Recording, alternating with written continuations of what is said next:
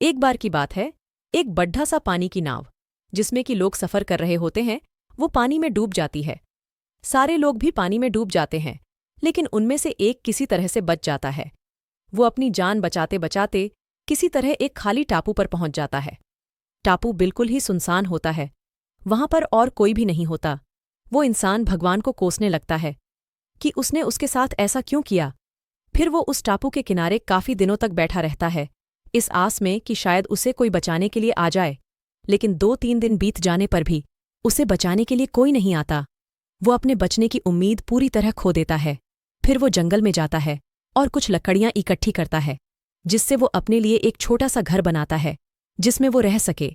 वो आदमी पेड़ों से फलों को तोड़कर और मछलियों को पकड़कर अपना पेट भरता है। ऐसा काफी दिनों तक चलता रहा उस आदमी को। अब अपने बचने का कोई रास्ता नहीं दिख रहा था। एक दिन जब वो जंगल में कुछ खाने की तलाश करने के लिए गया हुआ था, तभी उसे बिजली गिरने की आवाज़ सुनाई दी। वो बिजली उसके घर के पास गिरी थी, इसलिए वो वापस अपने घर को देखने आया। तब उसने देखा कि उसका घर बुरी तरह से जल रहा है। वो बिजली उसके घर के ऊपर गिरी थी, जिसके कारण उसके घर को आग लग गई। वो आदमी भगवान को कोसने लगता है कि उसने एक छोटा सा घर बनाया था, वो भी जल गया। अब वो क्या करेगा?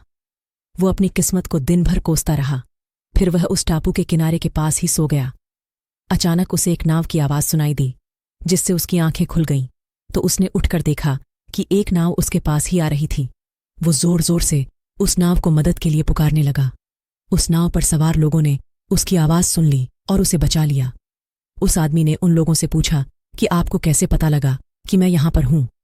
तब उनमें से एक आदमी ने जवाब दिया कि हमने आपके धुएं का इशारा देखा था, जिसे देखकर हम आपको बचाने के लिए आ गए। तब वो आदमी सोच में पड़ गया कि उसने तो उन्हें कोई इशारा नहीं दिया था। फिर थोड़ी देर बाद सोचने के बाद उसे याद आया कि उसका घर आग में जल गया था। शायद उसी के धुएं को देखकर ये मुझे बचाने के लिए आ गए।